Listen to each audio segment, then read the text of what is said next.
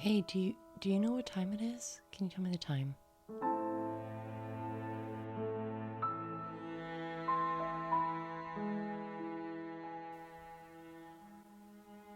There is a moment in every emergency department that no monitor can measure. It happens after the alarms stop and medications have been pushed and the last compression has been given, and someone quietly says, "Time of death."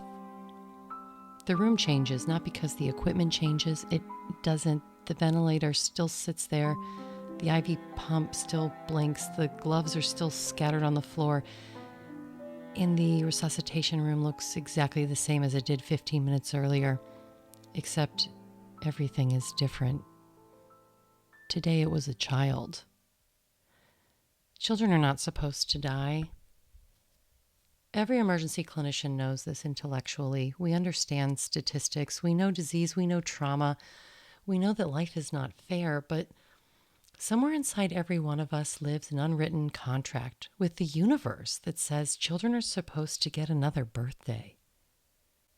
A child is supposed to celebrate another first day of school, another scraped knee, another chance, and when they don't, something fractures inside all of us. People imagine these moments are loud, and sometimes they are. Sometimes there are these screams that echo down the hallway, and sometimes parents collapse before gravity seems ready to catch them. Sometimes there is anger, because anger feels safer than grief. One of my favorite mentors said something to me once about anger. Anger is just really sadness. It's so much easier to be angry than it is to be sad. But sometimes it's impossibly quiet. A mother reaches out and smooths the hair on a forehead that no longer feels warm. A father kisses a hand that cannot squeeze back.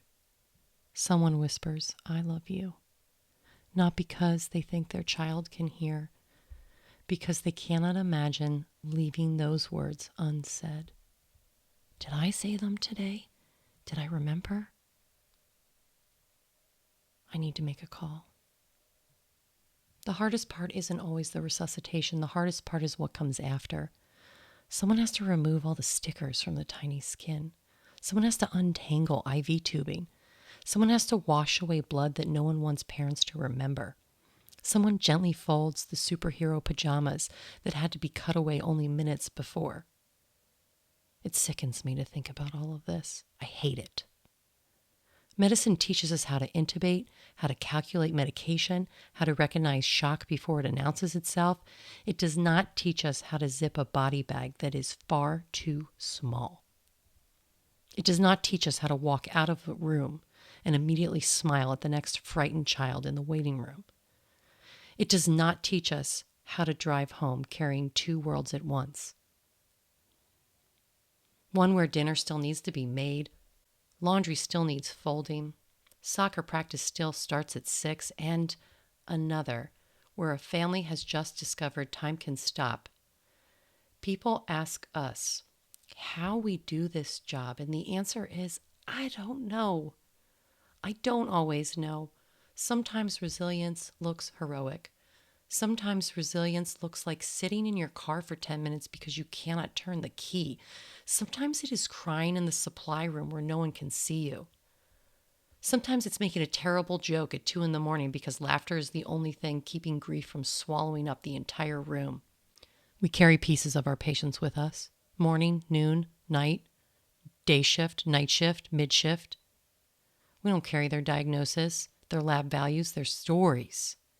We carry their stories. The little girl who insisted on wearing sparkly rain boots, the little boy who wanted to be an astronaut, the teenager who has finally gotten accepted into college. They remain quietly.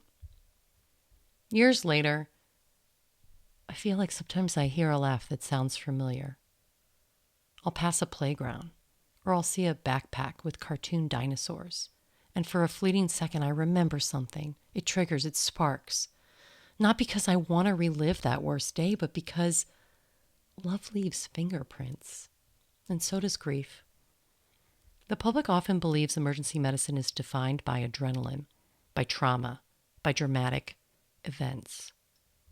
But those of us who stand in these rooms know something different. emergency medicine is ultimately an act of witnessing. We witness people on the very best days of their lives, their first breath, the successful resus, the impossible recovery, and we witness people on the days that divide life into before and after. Our job is not always to change the ending. Sometimes our job is simply to make sure no one walks through that ending alone. That also means me some days. I remember leaning on one of my friends, barely able to speak, after a child trauma. We didn't say anything, but she knew. And maybe that's what the pause between really is. Not the silence after a monitor falls still, not the moment between the next ambulance that arrives, but the sacred space where medicine ends and humanity takes over. Because long after the chart is signed, long after the room is clean, long after the shift is over, what remains is not what we did. It's who we chose to be when someone else's world is falling apart.